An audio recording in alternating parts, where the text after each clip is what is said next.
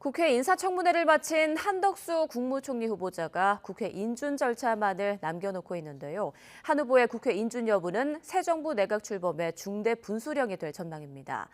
실제 국회 표결을 통해서 총리 후보를 부결시킨 사례가 많지 않은 만큼 막판에 여야가 극적인 합의점을 마련할 수 있을지 주목됩니다. 김세호 기자입니다. 이틀 동안 거센 공방이 오고 갔던 한덕수 국무총리 후보자 청문회.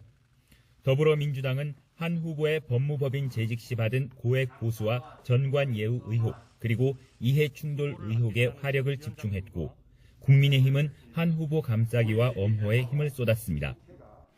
회전문에서도 역대급입니다. 도대체 김현장에서 20억을 받으면서 무슨 일을 했느냐? 아무런 답변을 해주지 않으셨습니다.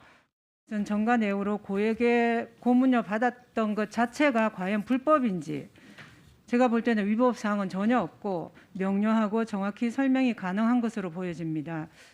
한 후보자 역시 자신에게 제기된 여러 의혹에 강한 어조로 반박을 이어갔습니다. 만약 저 사람들이 저 때문에 특혜를 받았다면 증거를 내주세요. 그래서 국무총리를 무책임한 하시더라도 게 아니고요. 황당하다는 말씀을 드리는 겁니다. 황당하다. 더불어민주당은 한덕수 후보를 낙마 주요 대상자로 지목하고 있지만 실제 국회 인준 표결에서 총리 후보자가 하차한 사례는 드물다는 점이 고민입니다. 지난 2000년 국회 인사청문회 제도가 도입된 이후 총리 후보자의 자진 사퇴가 아닌 국회 인준 표결에서 부결된 사례는 김대중 정부 당시 장상, 장대환 후보 2명에 불과합니다. 김부겸 국무총리의 발언은 현 정부와 민주당의 고민을 단적으로 드러내고 있는 대목으로 풀이됩니다. 기대에 못 미치는 분이 그런 날카롭게 지적을 하시고 또 저희들로서는 다음 정부 출범에는 조금 어려움을 안 줬으면 좋겠다는 게 저희 입장입니다.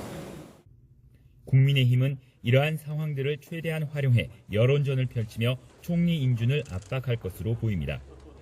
무엇보다 한덕수 총리 후보자의 인준이 무산되면 새 정부 국무위원 후보들에 대한 재청권을 행사할 수 있는 선택지가 거의 없습니다.